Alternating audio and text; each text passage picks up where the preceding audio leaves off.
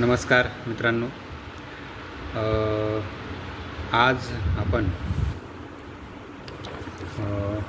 पेरुमल मुरुगन जे एक प्रसिद्ध तामिळ लेखक आहेत, काय म्हणे आपण त्याला, कॉन्ट्रोवर्शियल हा शब्द चुकीचा आहे. त्यांचं जे लेखन जे आहे तर ते फार उच्च दर्जाचं आहे आणि त्यामुळे ज्या लोकांना त्यांचं साहित्य समजत नाही किंवा आवडत नसेल तर ती लोक त्यांना एक वादग्रस्त लेखन आहे किंवा कॉन्ट्रोवर्शियल रायटर आहे असं म्हणत असतील. बट फॉर मी, मला असं वाटतं कंटेम्पररी एकूणच तामिळ लिटरेचर आणि एकूणच इंडियन लिटरेचरमध्ये पर्टिक्युलरली पेरुमल मुरुगन हे एक श्रेष्ठ नॉव्हेलिस्ट आहे, कादंबरीकार आहे, यात काहीच शंका नाही.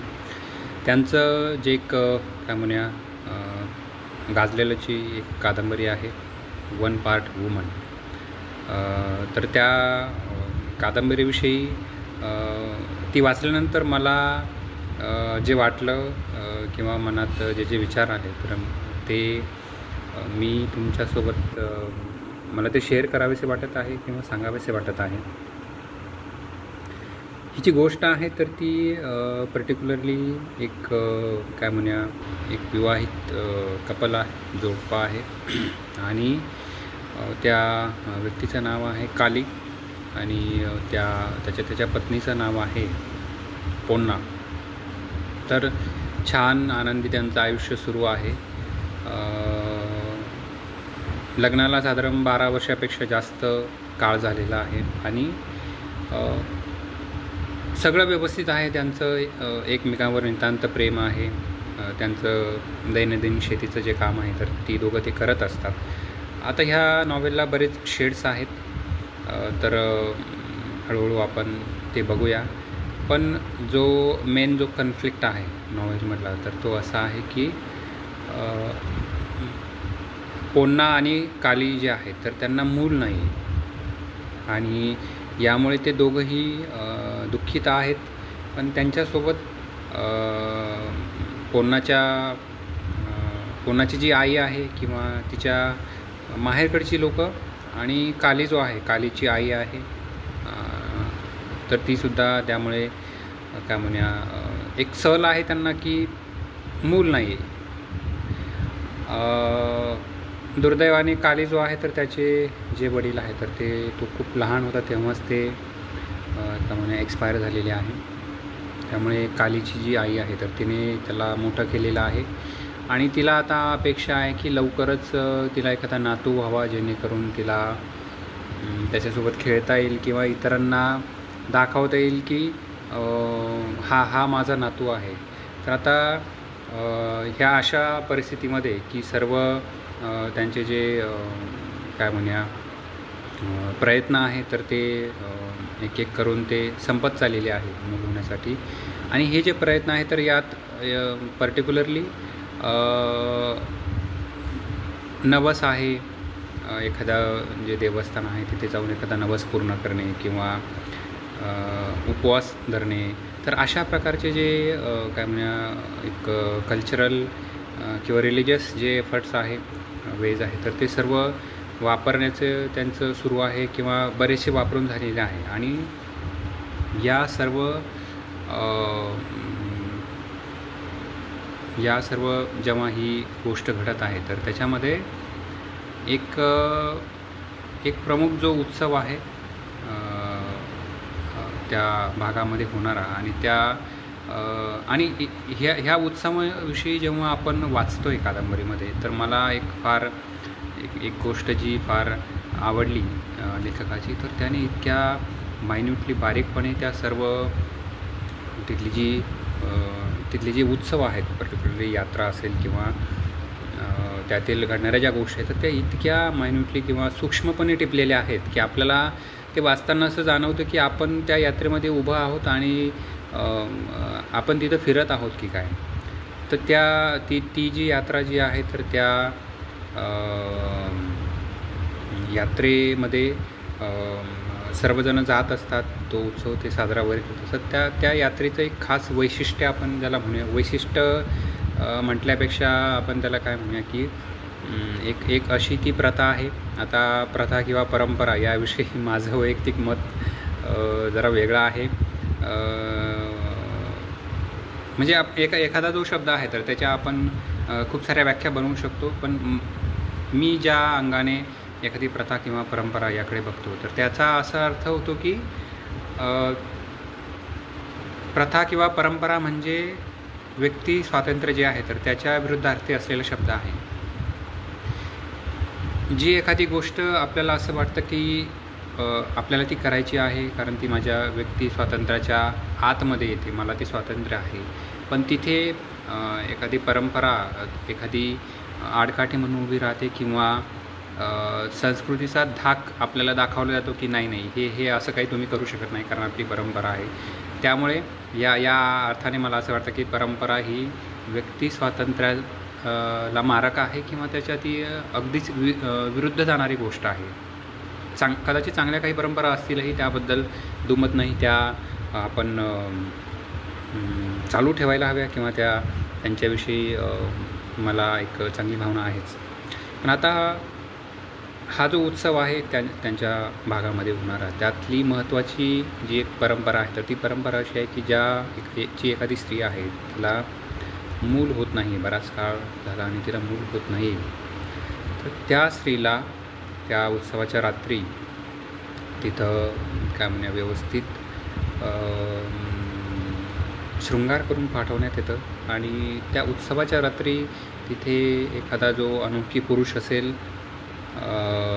की ज्याला देव मानण्यात येतं किंवा तो देवाचा अवतार आहे असं मानण्यात येतं आणि तो जो पुरुष आहे त्या पुरुषासोबत आपण असं म्हणूया की ती स्त्री मूल होण्यासाठी कामना करते आणि त्यानंतर जे काही होतं तर अशी ती एक काय म्हणूया परंपरा आहे.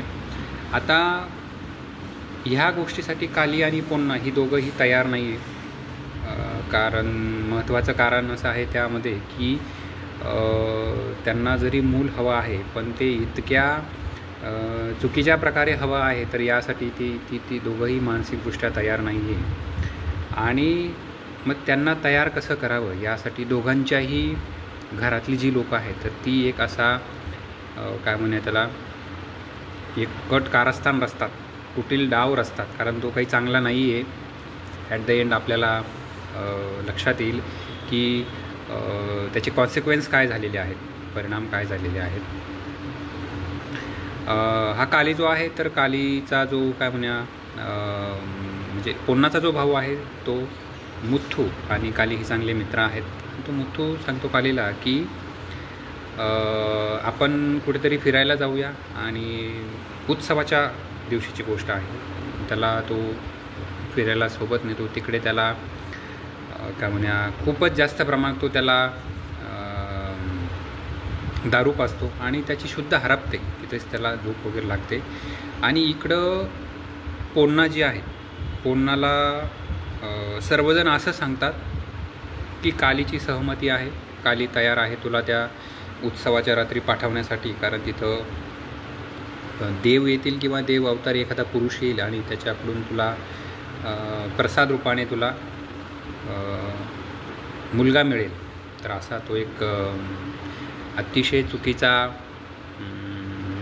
फसवून तो सर्व जो प्लॅन आहे तर तो आखलेला असतो. आणि तो जो प्लॅन आहे तर तो एक्झिक्यूट होतो जेव्हा सकाळी कालीला ही गोष्ट कळते की आता आपल्याला फसवून हे सगळं घडवलेलं आहे. तर आणि at the same time Ponnala पण हे लक्षात येतं की हे सर्वांनी मिळून आपल्याला फसवलेलं आहे. हे काय म्हणा दुष्कृत्य म्हणा किंवा हे काम करण्यासाठी. अर्थातच त्या दोघांनी प्रचंड राग येतो आणि काली जो आहे तर तो अक्षरशः तो आत्महत्या करण्यापर्यंत तो पोहोचतो, पण ऐन वेळेस कालीची जी आई आहे तर ती येते आणि त्याला आत्महत्या करण्यापासून त्याला थांबवते. पण त्याचं एकूणच जे वागणं आहे तर ते इतकं अशा प्रकारचं होऊन जातं. तो एका अशा स्थितीमध्ये विमनस्क अवस्थेमध्ये येतो की त्याला कशातही रस उरत नाही. तो आपण असं म्हणू की त्याचे श्वास चालू आहे पण तो जिवंत नसल्यासारखा आहे. आणि अशीच जी परिस्थिती आहे तर ती सुद्धा पोन्नासोबत होते. आता बघा ही जी गोष्ट आहे तर याचा एक महत्त्वाची जी मला लक्षात आलेली गोष्ट काय आहे की जर एखादं विवाहित स्त्री पुरुष आहे आणि त्यांना मूल नाही आहे आणि जर ते नसेल तर म्हणून फारसं काही बिघडत नाही आहे, त्यांनी फार इतकं तर वाईट वाटून घेऊ नये. पण ज्या प्रकारचे ते आनंदी होते कोणाला त्या उत्सवाच्या रात्री पाठवण्याच्या अगोदर, तर तो आनंद ह्या सर्वांनी मिळून त्यांचा हिरावून घेतलेला आहे आणि यांना तसं करण्याचं काही एक नैतिक अधिकार नव्हता. मग यांचं जे एकमेकावरचं जे नितांत प्रेम आहे तर ते आता दूर झालेलं आहे किंवा त्यांना एकमेकांविषयी आता तो जो स्नेह आहे तर तो उरलेला नाही. याचा जो दोष आहे तर तो ह्या सर्व लोकांवर आपल्याला तो द्यावा लागेल. पण हा जो समाज आहे, सोसायटी आहे, मला तर ही अतिशय मूर्ख लोकं वाटतात. कारण मला असं वाटतं जो आनंदी माणूस यांना दिसतो तर अरे हा असा कसं काय आनंदी राहू शकतो असा कदाचित त्यांना प्रश्न पडतो काय, असंच मला वाटायला लागतं. सो ठीक आहे ना, मूल नव्हतं त्यांना, पण मग त्यांच्यामध्ये आनंद होता, ते एकमेकांवर प्रेम करत होते. ते सगळं संपलेलं आहे आता. मग इतकं सगळं करून मिळवलं काय, हा एक महत्त्वाचा प्रश्न आहे. आणि ज्या वेगळ्या शेड्सविषयी सुरुवातीला मी बोलत होतो तर ते असे आहेत की पोन्ना जी आहे तर तिला आता ते सर्व शेती करणारी जी लोकं आहे तर जेव्हा पेरणीची जी वेळ असते तर त्या वेळेला आता पोन्नाचं जे शेत आहे त्यामध्ये ती पोन्ना स्वतः शेती करते, बी पेरत असते आणि तिच्या शेतामध्ये जे पीक आहे तर ते खूप उत्तम जोमदारपणे चांगलं येत असतं, सकस येत असतं. पण एक गैरसमज कसा आहे बघा आपल्याकडं की जी अशी स्त्री आहे की जिला मूल नाही आहे, वांज आहे थोडक्यात. हा शब्द म्हणजे मला तर अक्षरशः एखाद्याचा काय म्हणे तो फार फार वाईट शब्द आहे हा. आपण एखाद्याविषयी हा शब्द जेव्हा वापरतो तर त्या व्यक्तीला आपण ॲज अ ह्युमन बिंग कन्सिडरच करत नाही असं मला वाटायला लागतं की इतका तो वाईट शब्द आहे. आणि तिला सतत तशा अपमानांना पोन्नाला सामोरं जावं लागतं की जेव्हा त्याच्या बाजूच्या शेतामध्ये पेरणीचं काम चालू असतं तर त्या शेतातली लोकं तिला म्हणतात की तू आमच्या शेतात पेरणीसाठी येऊ नको किंवा हे काम तू करू नकोस, कारण तुला मूल नाही आहे. आणि त्याच प्रकारे ह्या शेतात जे बी पेरलं जाणार आहे जर तू ते पेरलं तर कदाचित पीक येणार नाही, आलं तर ते फार कमी येईल, ते चांगलं येणार नाही. सो ही एक गोष्ट आहे. दुसरा अँगल असा आहे की विधवा ज्या स्त्रिया आहेत, आता कालीची जी आई आहे तर ती विधवा आहे आणि आपल्या समाजामध्ये बघा विधवा ज्या स्त्रिया आहेत तर त्यांना शुभ कार्य आपण ज्याला म्हणूया, आता शुभाशुभ याला काही अर्थ नाही आहे, पण तरीही उदाहरणार्थ छोटा जो मुलगा आहे त्याचा वाढदिवस आहे, हळदी कुंकूसारखा कार्यक्रम आहे, अर्थात त्या कार्यक्रमावर परत एखाद्या वेळेस मला नक्कीच बोलायला आवडेल. पण अशा कार्यक्रमांना किंवा आपल्याकडे साधारण काय म्हणजे ज्या गरोदर ज्या स्त्रिया असतात तर त्यांचा 7-8व्या महिन्यात जो काही कार्यक्रम असतो ओटी भरण्याचा वगैरे, तर अशा कार्यक्रमांना वांज स्त्रिया आहेत किंवा तो शब्द परत येत आहे माझ्याकडून, आपण असं म्हणूया की अशी स्त्री की जिला मूल होत नाही, अशी स्त्री आणि अशी स्त्री की जिचा पती वारलेला आहे, अशा स्त्रियांना बोलावलं जात नाही. इन केस बोलावलं जात असेल तर तितका त्यांना आदर मिळत नाही इतर स्त्रियांच्या तुलनेमध्ये. तर माणूस म्हणून आपण काय प्रगती केलेली आहे की इतर आपल्यासारखाच एक व्यक्ती आहे आणि त्याला जर आपण सारख्या पद्धतीने ट्रीटमेंट देत नाही आहे, माणूस म्हणून वागवत नाही, तर मला वाटतं जी काही भौतिक प्रगती आपण केलेली आहे तर ती शून्य आहे. सर्वात अगोदर आपण आपल्यासोबत असणारी जी माणसं आहे की त्यांच्या आतमध्येसुद्धा मन आहे आणि त्यांना काहीतरी अपेक्षा आहेत याचा आपण विचार करायला हवा. सो ओव्हरऑल मला आता याचे ॲक्च्युली लेखकाने 2 पार्ट लिहिलेले आहेत, सिक्वेल जे आहेत, तर त्याचे 2 व्हर्जन्स आहेत. तर त्या व्हर्जनविषयीसुद्धा आपण पुढच्या काय म्हणूया जो भाग आहे तर त्यामध्ये बोलूया. पण मला एक तुम्हाला सांगावंसं वाटतं की हे जे पुस्तक आहे तर ते तुम्ही नक्की वाचा. कारण असं सांगून किंवा आपण जेव्हा ऐकतो तर त्यामध्ये तितका काय म्हणूया आपल्याला की ते थेट आपल्याला ते पोहोचत नाही.